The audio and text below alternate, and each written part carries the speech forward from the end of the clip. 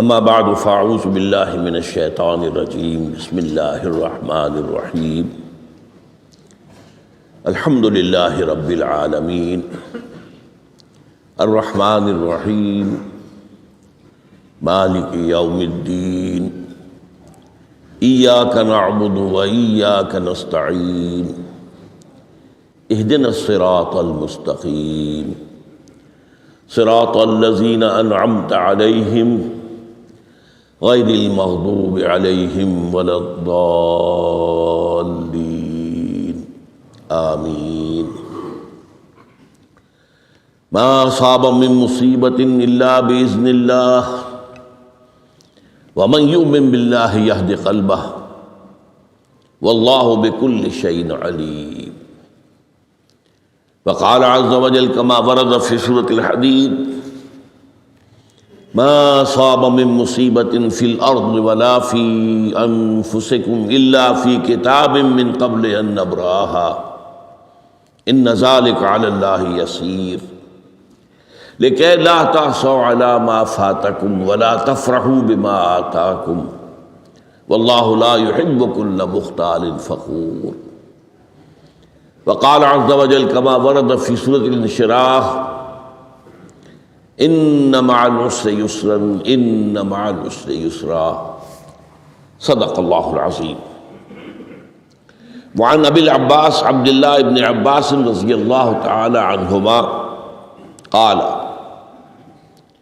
كنت خلف النبي صلى الله عليه وسلم يوما فقال یا غلام انی اعلمک بکلمات احفظ اللہ یحفظک احفظ اللہ تجدہ تجاہک اذا سألت فاسأل اللہ واذا استعنت فاستعن باللہ واعلم ان الامة لو اجتمعت على ان ينفعوك بشيء لم ينفعوك الا بشيء قد كتبه الله لك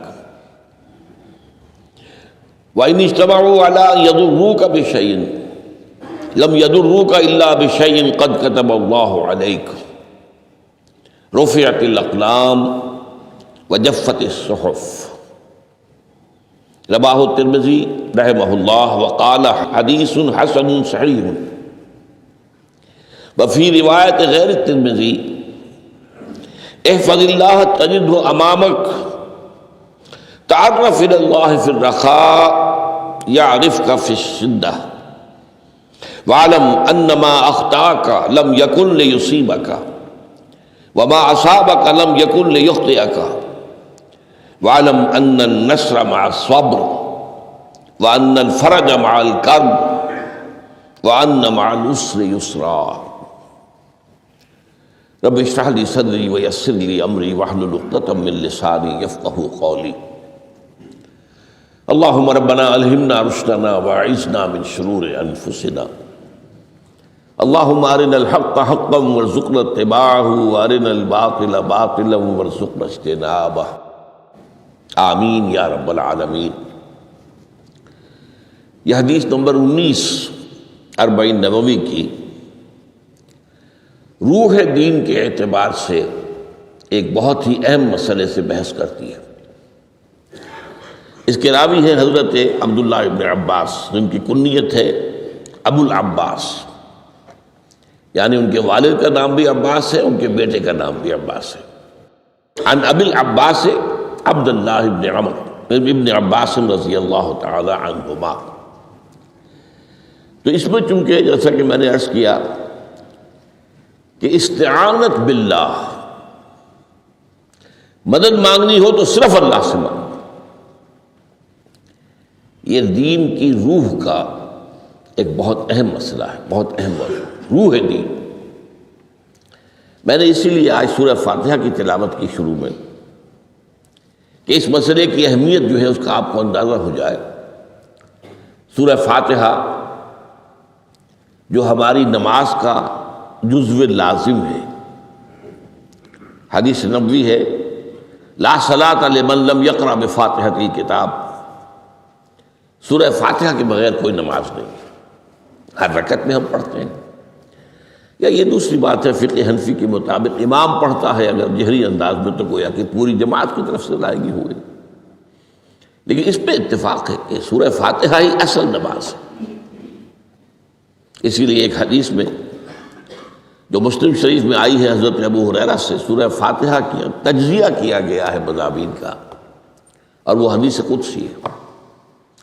قسمت الصلاۃ بینی و بین عبدی نصفین، اللہ فرماتا ہے میں نے نماز کو اپنے اور اپنے بندے کے درمیان برابر برابر تقسیم کر دیا۔ بندہ کہتا، اب اس کے بعد ساری تفصیل سورہ فاتحہ کی ہے۔ صلاۃ کہا، قسمت الصلاۃ بینی و بین عبدی نصفین، تو ہم تو صلاۃ میں سورہ فاتحہ بھی ہے، پھر اس کے بعد کچھ ہم اور قرآن مجید کی آیتیں پڑھتے ہیں، پھر رکوع بھی ہے، پھر سجود بھی ہے، قیام بھی ہے اور قاعدہ بھی ہے، سب ہے۔ صلاۃ تو منہ کا، لیکن یہ کہ اصل صلاۃ سورہ فاتحہ۔ چنانچہ اس حدیث میں تجزیہ کیا گیا ہے، جب بندہ کہتا ہے، میرا بندہ یہ کہتا ہے الحمدللہ رب العالمین، تو میں یہ کہتا ہوں، اللہ تعالیٰ یہ فرماتا ہے حمدنی عبدی، میرے بندے نے میری حمد کی، تعریف کی، ثنا کی۔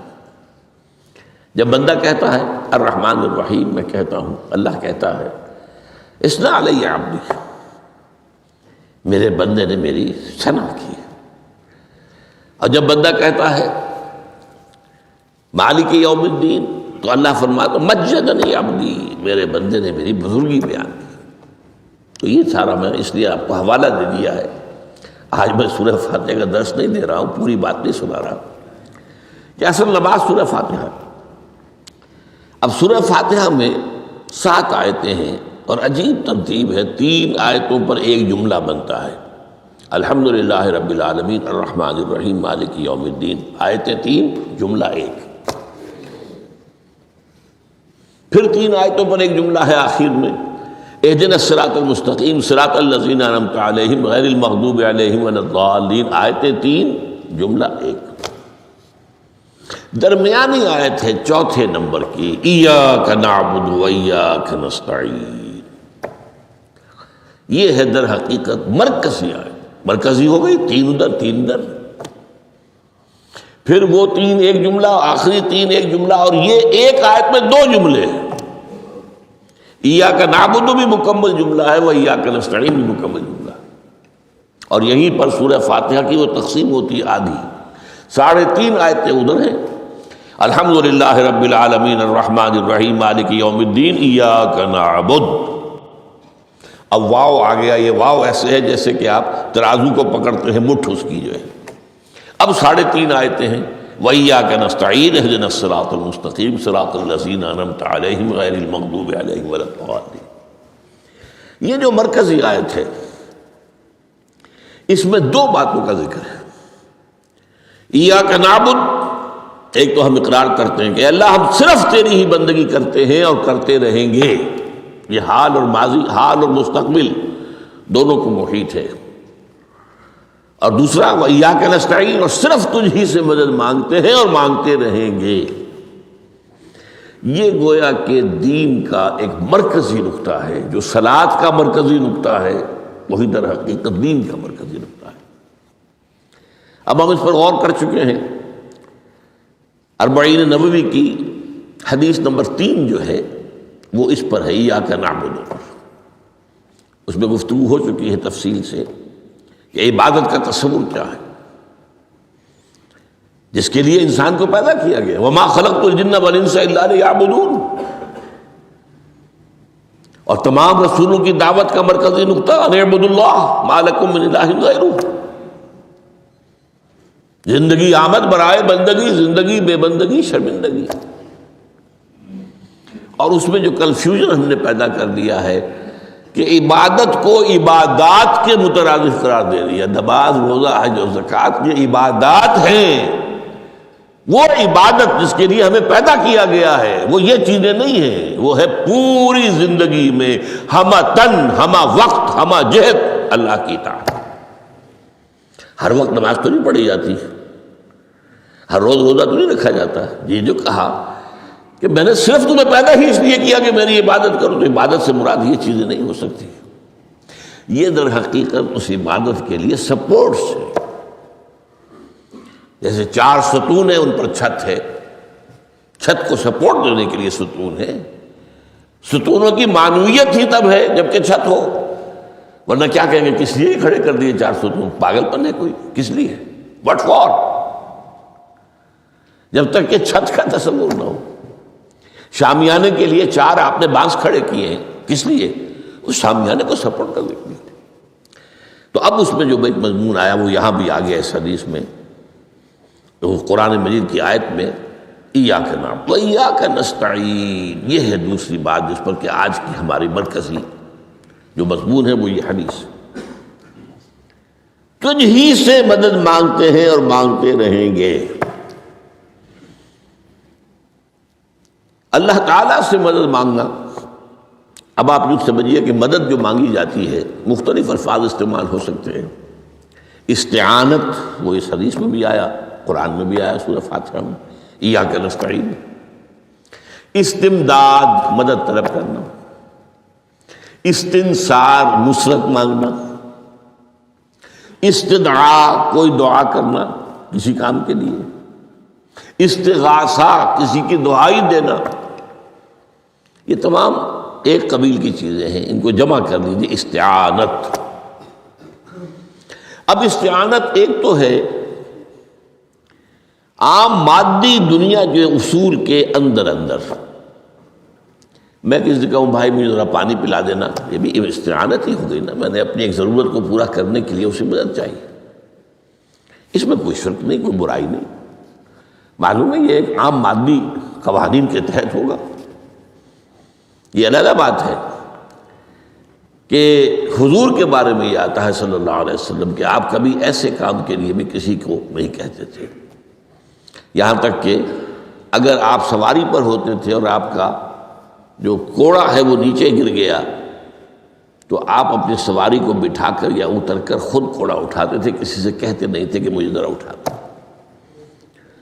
تو یہ استدعاء، استعانت، استمداد، اس میں ایک درجے ہیں، بڑے اونچے اونچے درجے بھی ہیں. لیکن عام حالات میں ہم مادی قوانین کے تحت اگر کوئی مدد چاہے کسی سے تو کوئی بری بات نہیں، اس میں کوئی شرک نہیں، اس میں کوئی کفر نہیں.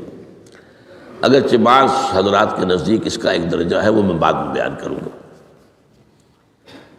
لیکن یہ کہ ماورائی انداز میں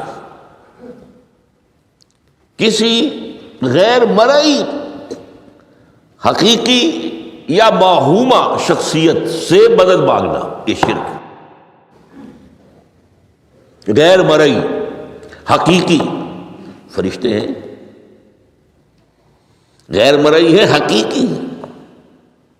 موہومہ جنہوں نے گاڈز اینڈ گاڈیسز اور آلہہ بنا لیے، دیویاں دیوتیاں بنا لیے، یہ موہومہ ہے، ان کے وہم کی پیداوار، وہ بھی غیر مرئی ہے.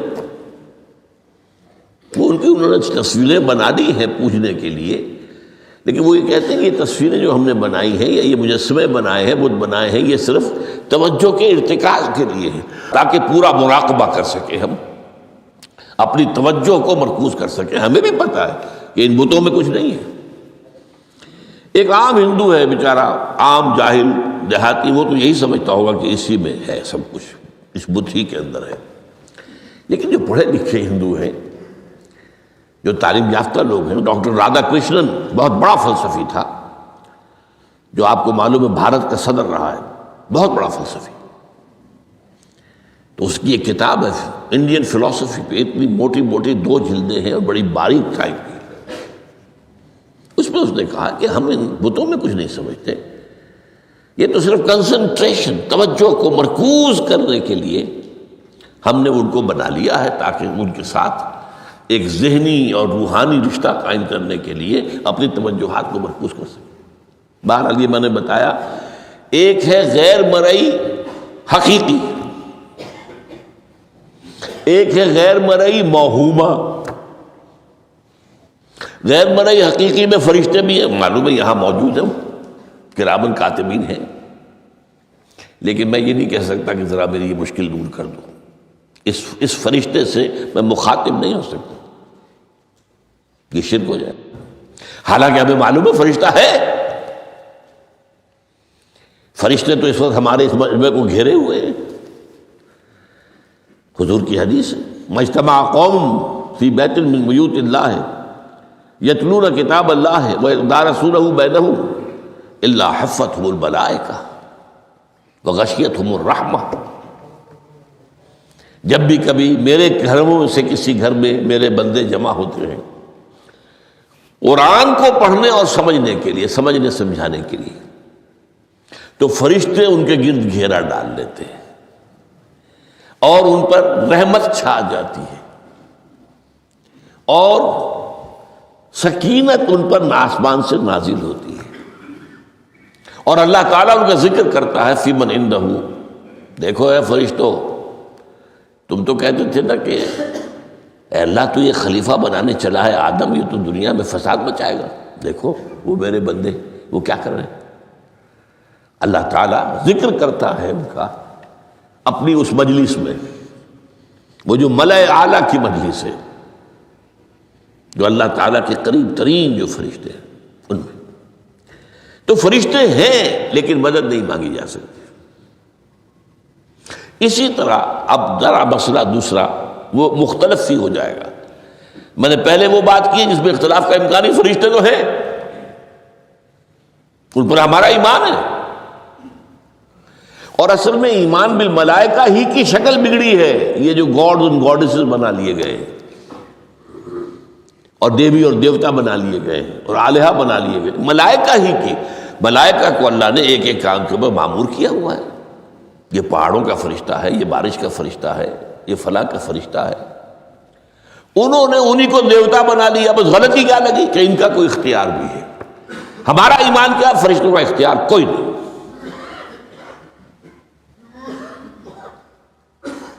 یفعلون ما یؤمرون، جو اللہ حکم دیتا ہے کرتے ہیں، ان کا کوئی اختیار نہیں۔ بس یہ باریک سا پردہ ہے، یہی ایمان بالملائکہ بن گیا ہے، دیویوں دیوتاؤں کی شکل اختیار کی۔ عرب کے لوگ خدا کی بیٹیاں کہتے تھے ان کو، یہ فرشتے خدا کی بیٹیاں ہیں، ان کے نام پر لات، یہ مؤنث نام ہے، لات، عزا عزیز کا مؤنث ہے، منات یہ سب مؤنث نام ہے، یہ دیویاں ہیں، یہ اللہ کی بیٹیاں ہیں، فرشتے ہیں اصل۔ تو میں نے کہا کہ پہلے میں نے بات کی ہے وہ غیر مرئی کہ جو یقینی ہیں، متفق علیہ ہیں، فرشتے ہیں۔ ایک ہے مختلف فی، وہ یہ ہے کہ اولیاء اللہ کی ارواح بھی، ان کو بھی یہ، اگر یہ قول امام الہند شاہ ولی اللہ دہلوی کا نہ ہوتا تو میں کبھی اس کو تسلیم نہ کرتا۔ ان کا قول ہے کہ اللہ تعالیٰ اپنے جو بڑے محبوب بندے ہوتے ہیں ان کے انتقال کے بعد ان کی ارواح کو بھی فرشتوں کے جو درجہ اسفل ہے، سب سے نچلے درجے کے جو فرشتے ہیں ان میں شامل کر دیتے ہیں، اور اللہ کے احکام کی جیسے تنفیذ وہ فرشتے کرتے ہیں وہ بھی کرتے ہیں۔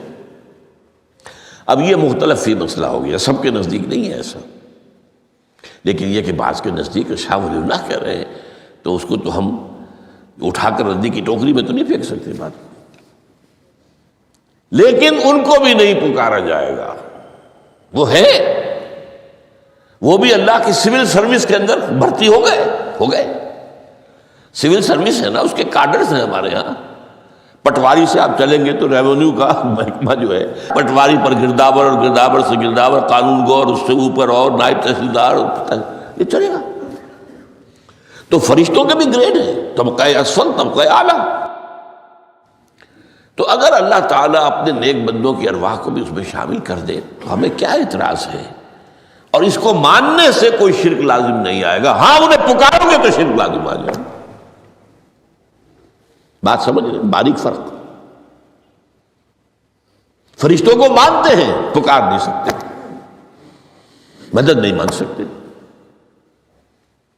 اسی طریقے سے ان کو آپ مانتے بھی ہوں اگر کہ وہ ملائکہ کی آخری صف میں ان کو بھی اللہ نے بھرتی کر لیا ہے تو ٹھیک ہے، لیکن یہ کہ آپ اختلاف کریں، اختلاف بھی کر سکتے ہیں کہ اتنی بڑی بات کے لیے کوئی دلیل قرآن مجید سے ہمیں نہیں ملتی، فرض کیجئے کوئی شخص کہتا ہے، لیکن یہ کہ یہ ایک قول ہے ایک محدث کا ہے، لیکن میں نے جو بات فرق جو بتا رہا ہوں، ان کو یہ مان لینا کہ فرض کیجئے شیخ عبد القادر جو ہے بغدادی گیلانی رحمۃ اللہ علیہ، ان کی روح اب کہیں آ سکتی ہے، الوا آ سکتی ہے، جیسے ملائکہ آ سکتی ہے، روح محمدی صلی اللہ علیہ وسلم آ سکتی ہے، لیکن ہم اس وقت محمد کو پکاریں گے نہیں، پکارا تو شرک ہو جائے گا، دعوت جب دعا کی تو شرک ہو جائے گا۔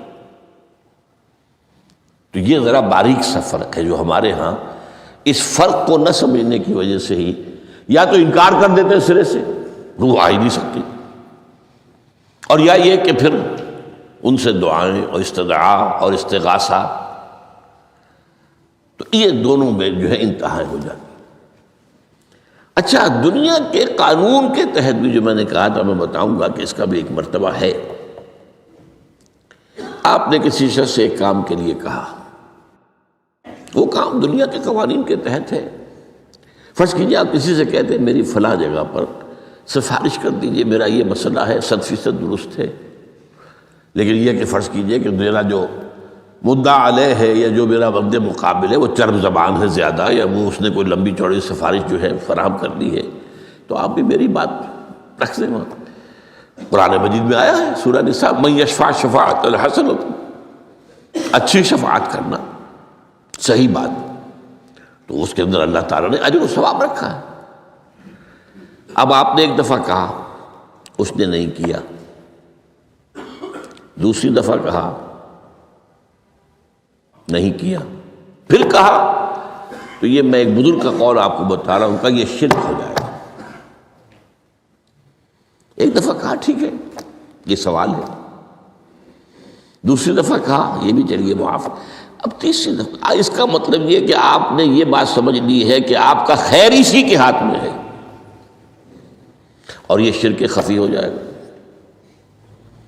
ٹھیک ہے، آپ نے کہا اگر وہ کر دے ٹھیک، کوئی اعتراض نہیں۔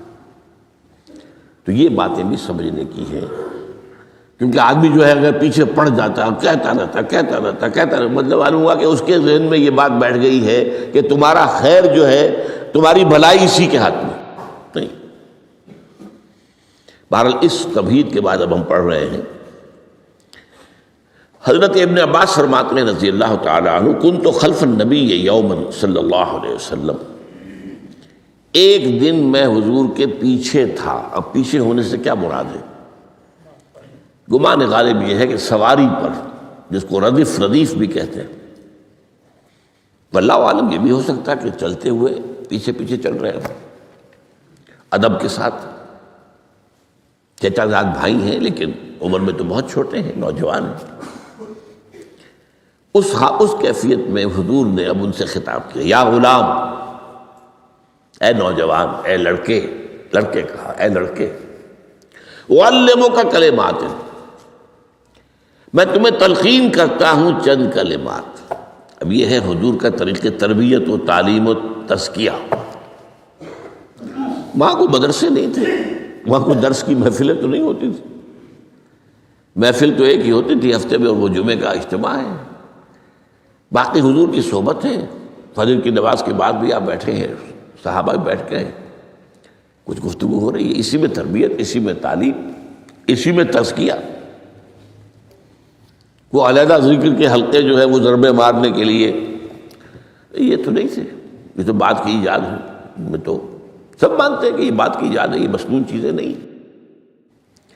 بہرحال حضور نے اے لڑکے یا اے بیٹے، جو بھی آپ اس کا ترجمہ کریں، میں تمہیں چند باتیں سکھاتا ہوں۔ مطلب کیا ہے؟ وَعَلِّمُكَ كَلِمَاتٍ، توجہ سے سنو، غور سے سنو، حفظ جان بنا دو۔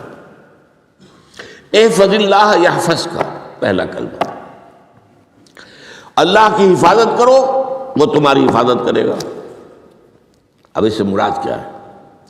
عام طور پر سمجھا گیا ہے کہ اللہ کے احکام کی حفاظت کرو، کوئی حکم ٹوٹنے نہ پائے، وہ تمہاری حفاظت کرے گا۔ اور ایک مفہوم یہ بھی ہو سکتا ہے، اللہ کو اپنے دل میں محفوظ رکھو، اس کی یاد سے اس دل کو، اس خانہ قلب کو خالی نہ ہونے دو۔ مستحضر رکھو اللہ کو اپنے دل میں، تو اللہ تمہاری حفاظت کرے گا، اللہ تمہیں یاد رکھے گا۔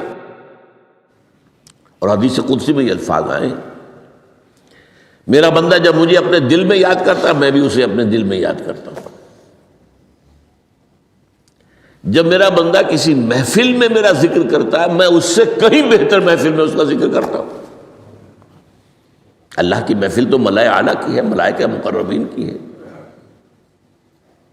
وہ جو امیر خسرو کا شعر ہے وہ پتہ نہیں کس کیفیت میں انہوں نے کہا ہے، خدا خود میر محفل بود اندر لامکاں خسرو، محمد شمع محفل بود شب جائے کہ من بودم۔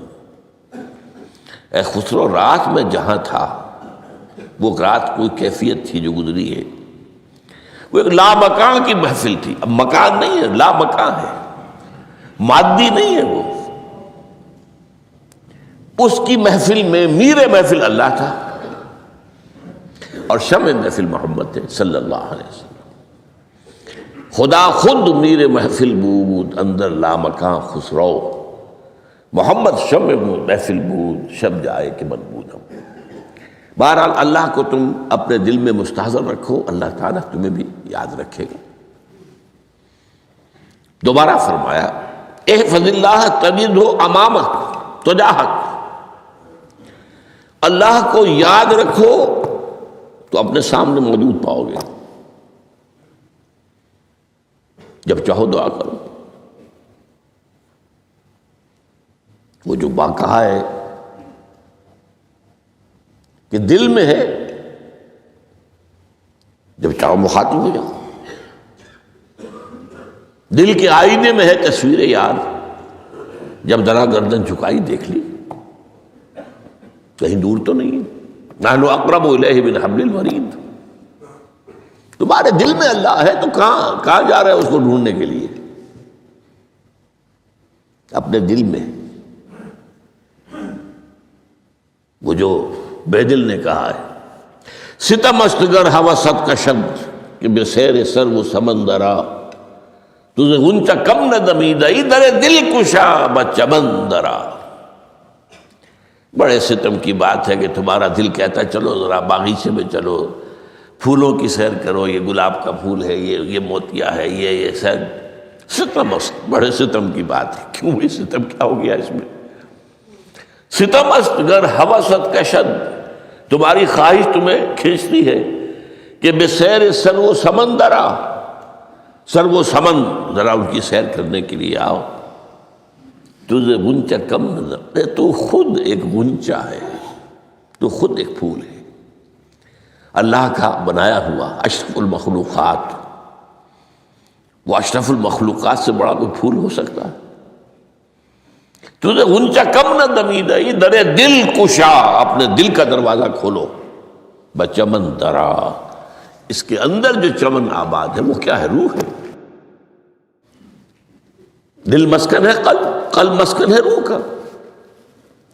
تو احفظ اللہ تجدہ امامک یا تجاہک، اپنے سامنے موجود پاؤ گے۔ اذا سالتا فاسأل اللہ، اب آ گیا وہ مرکزی مضمون۔ دیکھو جب مانگو اللہ سے مانگو، غیر اللہ کے سامنے ہاتھ دراز کرو ہی مت۔ ایک حدیث میں آتا، یعنی حرام نہیں ہے، دنیاوی قواعد اصول قوانین کے تحت کسی سے مدد چاہنا، کوئی سوال کرنا حرام نہیں ہے۔ وہ تو میں نے کہا کہ اس پر اصرار آپ کریں گے تو اس میں بو پیدا ہو جائے گی، بدبو پیدا ہو جائے گی شرک کی، لیکن آپ سوال کریں، مدد لیں، اسی پر دنیا قائم ہے، ایک دوسرے کے ساتھ تعاون کے ساتھ۔ لیکن اونچا مقام کیا ہے؟ کسی سے سوال مت کرو سوائے اللہ کے، یہاں تک کہ جوتے باندھنے کا تسمہ تمہیں درکار ہے تو بھی کسی سے مت مانگو، اللہ سے مانگو۔ کیا پتہ اللہ کس کے دل میں ڈال دے اور وہ آ کے تمہیں تسمہ پیش کر دے۔ ہوتا ہے ایسا، بس اوقات ہوتا ہے۔ جو اللہ کے ساتھ لو لگا کر رکھنے والے ہیں ان کے تو ایسے واقعات ہوتے ہیں کہ دل میں ایک بات آئی اور اس کے بعد وہی بات جو ہے وہ کوئی شخص آ گیا اور اس نے وہ بات پوری کر دی۔ کیونکہ لوگوں کے دل جو ہے وہ تو اللہ کی دو انگلیوں کے مابین جب چاہتا پھیر دیتا ہے۔ کیا پتہ اللہ کسی فرشتے کو انسانی شکل میں بھیجے؟ آتا ہے فرشتہ، آتا ہے انسانی شکل میں آتا ہے، آپ کی تکلیف کو رفع کر دے، آپ کی ضرورت کو پورا کر دے، اسی سے مانگو، کسی اور سے مت مانگو۔ یہ ہے توحید کا لب لباب۔ یوں سمجھیے اسلام کی جڑ کیا ہے؟ ایمان۔ اسلام کا جو خارجی نظام عمل ہے، انفرادی اعمال ہو اجتماعی ہو، ان سب کی روح رواں کیا ہے؟ ایمان۔ ٹھیک، ایک بات ہو گئی۔ ایمان کا خلاصہ لب لباب کیا ہے؟ ایمان باللہ۔ جیسے ایمان بالآخرہ بھی ہے، ایمان بالملائکہ ہے، ایمان بالانبیاء ہے، ایمان بالرسل ہے، ایمان بالکتب ہے، ایمان بالقدر ہے، لیکن اصل ایمان، اسی لیے ایمان مجمل میں آپ کو معلوم ہے کسی اور چیز کا ذکر نہیں۔ آمنت باللہ کما ہوا باسمائہ و صفاتہ وقبلت جمیع احکامہ اقرار باللسان و تصدیق بالقلب۔ یہ ایمان مجمل ہے، اجمالی طور پر ایمان اس کا نام ہے۔ ہاں مفصل تفصیلی طور پر آمنت باللہ و ملائکتہ و کتبہ و رسلہ والیوم الآخر والقدر خیرہ و شرہ من اللہ تعالی والبعث بعد الموت۔ تو اسلام کی جڑ ایمان، اور اسلام کا سارا جو نظام عمل ہے، چاہے انفرادی اعمال ہو چاہے اجتماعی، ان سب کی روح رواں ایمان، اور ایمان کا خلاصہ ایمان باللہ۔ اور ایمان باللہ کا اصل حاصل وہ ہے جو اس حدیث میں آ رہا، اس کے دو ہیں تقاضے، عبادت صرف اسی کی، استعانت صرف اسی سے۔ اس لیے میں نے سورہ فاتحہ کا تذکرہ شروع میں کیا۔ یہ عبادت کا جوہر ہے، عبادت کا جو ہے یہ ایمان کا حاصل، عبادت صرف اس کی ہے اور استعانت صرف اس سے۔ استعانت ہی میں سوال بھی آ گیا، یہ بھی مدد ہے۔ آپ کسی سے کچھ مدد مالی چاہ رہے ہیں یا کوئی اور مدد چاہتے ہیں، کسی کام میں مدد چاہتے ہیں، جیسے میں نے کہا تھا کہیں سفارش کرانا چاہتے ہیں، یہ بھی مدد ہے۔ وَإِذَا اسْتَعَنْتَ فَاسْتَعِنْ بِاللَّهِ، اور جب مدد مانگو صرف اللہ سے مانگو۔ اور وہ سارے الفاظ یاد کر لیجیے، استدعاء، استعانت، استغاثہ، یہ جو غوث اعظم سے استغاثہ کیا جاتا ہے یہ تو شرک ہے۔ استغاثہ اللہ سے، دعائی اللہ کی۔ اس اعتبار سے استمداد، استعانت، استدعاء، استغاثہ، یہ سب اللہ سے، صرف اللہ سے۔ عبادت صرف اللہ کی، ایاک نعبد، اور استعانت صرف اللہ سے۔ اذا سألت فاسأل اللہ واذا استعنت فاستعن باللہ واعلم۔ اب یہ جو آخری ٹکڑا آ رہا ہے، حدیث نمبر 4 تھی وہ عبداللہ ابن مسعود رضی اللہ تعالیٰ عنہ، اس میں بھی مضمون جو آیا وہ یہاں پر دوبارہ آ رہا ہے۔ وعلم، اور اے میرے بیٹے، میرے بچے، اے عزیز، علم، جان لو، ان الامت لو اجتمعت علی ان ينفعوک بشیء، اگر سب لوگ جمع ہو کر چاہیں کہ تمہیں کسی شے کا نفع پہنچا دیں، کوئی فائدہ پہنچا دیں، لن ينفعوک الا بشیء قد کتبہ اللہ لک، نہیں پہنچا سکتے وہ تمہیں کوئی نفع مگر صرف وہی جو تمہارے لیے اللہ نے لکھ دیا۔ پھر کیوں مانگو ان سے؟ یہ تو فعل عبث ہو گیا، بیکار بات ہو گئی، ان کے ہاتھ میں کچھ ہے ہی نہیں۔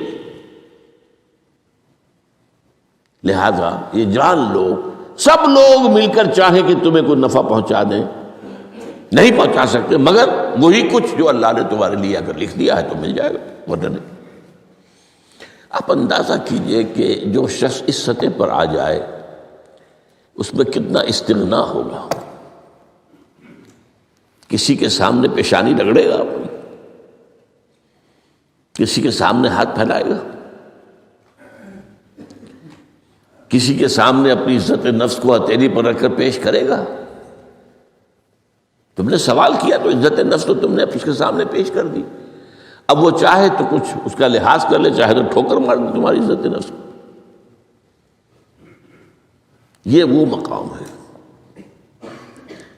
جب مانگو صرف اللہ سے، جب مدد طلب کرو صرف اللہ سے. اور جان لو اگر تمام لوگ جمع ہو کر تمہیں کوئی فائدہ پہنچانا جائے نہیں پہنچا سکتے الا بشیء قد کتب اللہ لک وان اجتمعوا علی ان یضروک بشیء لم یضروک الا بشیء قد کتب اللہ علیک. اگر سب مل کر چاہیں تمہیں کوئی نقصان پہنچا دے نہیں پہنچا سکتے مگر وہی کچھ جو اللہ نے تمہارے لیے لکھ دیا. اب بتائیے خوف کی جڑ کٹ جائے گی کہ نہیں؟ یہ جو ایمان جو ہے یہ خوف اور حزن دونوں سے نجات دلانے والی بات ہے. جو حقیقی مومن ہے وہ اللہ کا ولی ہے، حقیقی مومن وہ اللہ کا ولی ہے. اور الا ان اولیاء اللہ لا خوف علیہم ولا هم يحزنون. یہ اولیاء اللہ کو علیحدہ مخلوق نہیں ہے، کوئی ان کے سر پہ سینگ نہیں ہوتے، انسان ہی ہوتے ہیں لیکن حقیقی معنی میں مومن. ان اعتبارات سے جو آج ہم پڑھ رہے ہیں ایمان اس درجے کا پہنچ گیا تو اللہ کا ولی ہے. اور لوگ کے لیے خوف کس بات کا ہوگا؟ کس سے خوف کروں؟ اس کے ہاتھ میں کچھ ہے ہی نہیں. اور اگر کچھ اللہ نے میرے لیے لکھ دیا وہ آ کر رہے گا، چاہے میں لاکھ گڑ گڑاؤں اس کے سامنے کہ مجھے چھوڑ دے. اگر اللہ نے لکھا وہ آیا وہ تو آئے گا، تو کاہے کو اس کے سامنے گڑ گڑانا، کاہے کو جبسائی کرنا اس کے سامنے. اور کسی کے ہاتھ میں کچھ ہے ہی نہیں، میرا خیر ہے ہی نہیں، تو کاہے کو خوشامد کروں اس کی. اور سنیے رفعت الاقلام. دیکھو نوجوان، قلمیں اٹھا لی گئی ہیں، وجفت الصحف، اور جو رجسٹر ہیں صحیفے ان کی سیاہی خشک ہو چکی ہے. یہ ہے وہ اللہ کا علم قدیم جس میں ہر شے لکھ دی گئی. اس کی قلم اٹھا لیے گئے. وہ جیسے آپ کو معلوم ہے امتحان ہوتا تھا، 3 گھنٹے ختم ہو گئے، اسٹاپ رائٹنگ، بس اب قلم رک جانا چاہیے. وہ قلم تو تقدیر کا کاتب جو ہے وہ قلم اس کا اب اٹھا لیا گیا، اور جو صحیفے جن پر کہ لکھا گیا وہ خشک بھی ہو گئے. یہ تو روایت ہے جو امام ترمذی نے جس کو روایت کیا، یہ متن ان کا ہے جو ہم نے پڑھا ابھی، اور ان کا قول یہ ہے کہ یہ حدیث حسن صحیح ہے. لیکن یہی روایت اور انہی راوی سے عبداللہ ابن عباس سے رضی اللہ تعالیٰ عنہما اور بھی محدثین نے کی ہے. تو اس میں سے ایک اور متن جو ہے وہ یہاں پر امام نووی نے دے دیا ہے. احفظ اللہ تجدہ امامک، یہ تو پہلا وہ ٹکڑا تھا. وقت تجاہک تھا، یہاں امامک ہے، مطلب ایک ہی ہے، اپنے سامنے پاؤ گے. اللہ کی حفاظت کرو، اللہ کو دل میں، اللہ کی یاد کو محفوظ رکھو، گویا کہ اللہ کو مستحضر رکھو. ذکر اللہ کے معنی کیا ہے؟ استحضار اللہ فی القلب، یہ ذکر اللہ ہے. جنہیں ہم ذکر سمجھ بیٹھے ہیں وہ ذکر کے ذریعے ہے. اقیم الصلاۃ لذکری، نماز قائم کرو میری یاد کے لیے. نماز ذریعہ ہے یاد کا. یہ علیحدہ بات ہے کہ آپ نے 17 رکعتیں بھی پڑھ لی ہو جو عشاء کی اور یاد آپ کو آئی ہی نہیں کوئی. آپ تو ایک میکینیکل انداز میں جو ہے وہ اٹھک بیٹھک کر رہے ہیں اور آپ کی زبان سے کچھ بھی نکل رہا ہے، تو اس کا آپ کے شعور سے، دل کی گہرائی سے کوئی رابطہ ہے ہی نہیں. وہ ذکر تو نہیں ہوا. ہاں نماز فرض تھی وہ ادا ہو گئی، آپ کی فرض ادا ہو گئی. تو جنہیں ہم نے ذرائع، جنہیں ذکر سمجھا وہ ذرائع ذکر ہے.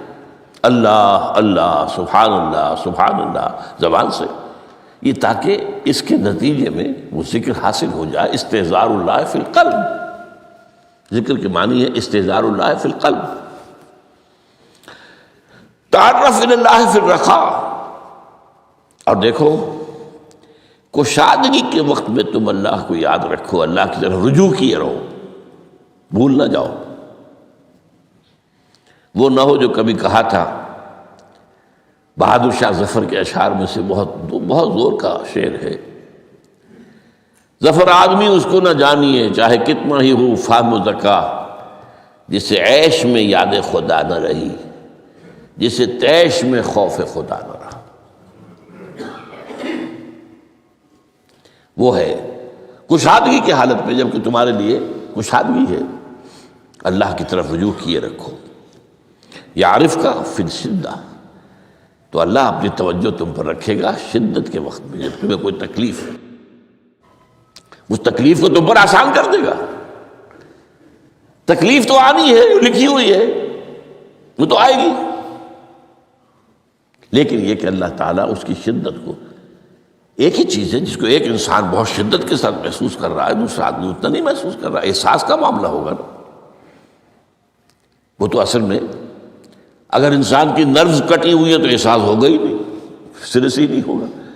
تو اس اعتبار سے اللہ تعالیٰ تمہارے لیے اس شدت کی کمی کر دے گا۔ وَعْلَمْ أَنَّمَا أَخْطَأَكَ لَمْ يَكُنْ لِيُصِيبَكَ، اور جان لو جو چیز تم سے چھوٹ گئی ہے، رہ گئی ہے، وہ ہرگز تمہیں ملنے والی نہیں تھی۔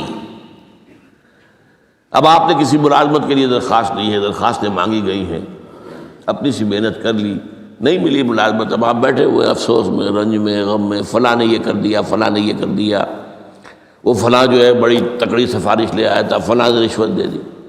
چھوڑو میاں اس کو، وہ تمہارے لیے نہیں تھی۔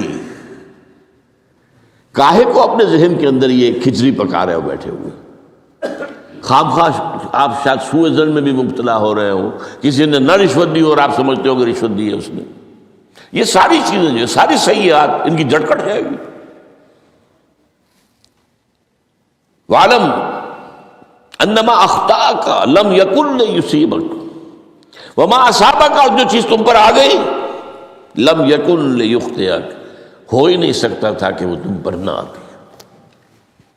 یہ کر لیتا تو ہو جاتا، شاید یہ کر لیتا، میں نے ٹیکا پہلے لگوا دیا ہوتا تو یہ بات نہ ہوتی۔ بھائی وہ جو ہونا تھا وہ ہونا تھا۔ اب یہ وہ چیز ہے جس سے انسان میں کیفیت پیدا ہوتی تسلیم و رضا۔ ہم بھی تسلیم کی خو ڈالیں گے، بے نیازی تیری عادت ہی صحیح، اے اللہ جو تو نے چاہا مجھے قبول ہے۔ اسی لیے میں نے آپ کو آیتیں سنائیں سورہ تغابن کی، ما اصاب من مصیبت الا باذن اللہ، کوئی مصیبت نہیں آتی مگر اللہ کے اذن سے۔ وَمَن یؤمن باللہ یہد قلبہ، جو اللہ پر ایمان رکھتا ہو اللہ اس کے دل کو ہدایت دے دیتا ہے۔ ہدایت کس بات کی؟ تسلیم و رضا۔ ستمش گر حوست کا شد کہ میں سر سلو سمندرا، نہیں یہ دوسرا شعر میں پڑھنا چاہتا تھا۔ سر دوستاں سلامت کہ تو خنجر آزمائی، نہ شبد نصیب دشمن کے شبد ہلاکے تیغت۔ اے اللہ تیری طرف سے ہے، مجھے قبول ہے، اور بظاہر مجھے تکلیف ہو رہی ہے لیکن یقیناً اس میں میرا کوئی خیر ہے۔ یدک الخیر، تیرے ہاتھ میں تو خیر ہی خیر ہے، جو بھی تیری طرف سے آئے۔ سر تسلیم خم ہے جو مزاج یار میں، اور یہ مضمون جو ہے زیادہ بڑے پیمانے پر سورہ حدید میں آیا ہے۔ ما اصاب من مصیبت فی الارض ولا فی انفسکم الا فی کتاب من قبل ان نبرأہا، کوئی مصیبت نہیں آتی نہ تمہاری جانوں میں نہ زمین میں، زمین میں زلزلہ آ جانا، سیلاب آ جانا، کچھ اور زمین کا دھنس جانا، یا یہ ہے کہ تمہاری جانوں میں کوئی بخار ہو گیا، کوئی اور تکلیف ہو گئی، اچانک معلوم ہوا کہ صاحب جو کینسر ہے، اور کینسر بھی اب 3rd سٹیج کو پہنچ چکا ہے، لیکن جو بھی آیا ہے وہ اللہ کے علم قدیم کی کتاب میں پہلے سے لکھا ہوا ہے۔ فی کتاب من قبل ان نبرأہا، یہ ایک کتاب میں درج ہے اس سے پہلے کہ ہم اسے ظاہر کریں۔ اس کا نتیجہ کیا نکلنا چاہیے؟ لیکن لا تاسوا علی ما فاتکم ولا تفرحوا بما آتاکم، افسوس نہ کیا کرو جو تم سے جاتا رہے، چھوٹ جائے، کوئی عزیز فوت ہو گیا، کوئی موقع ہاتھ سے نکل گیا، ارے بھائی میں چوک گیا، بڑا موقع تھا، اب اس پر افسوس کر رہے ہیں۔ نہیں، جو چیز لیکن لا تاسوا علی ما فاتک ولا تفرحوا بما آتاک، جو اللہ تمہیں دے دے اس پر اتراؤ مت۔ وما اصابک لم یکن لیخطئک واعلم ان النصر مع الصبر، اور جان لو اللہ کی مدد صبر کے ساتھ آتی ہے۔ جو آئے اس کی طرف سے جھیلو، زبان پر کلمہ شکوہ اور شکایت نہ آئے، اللہ سے شکایت نہ آئے، تسلیم و رضا، جو تیری رضا ہے۔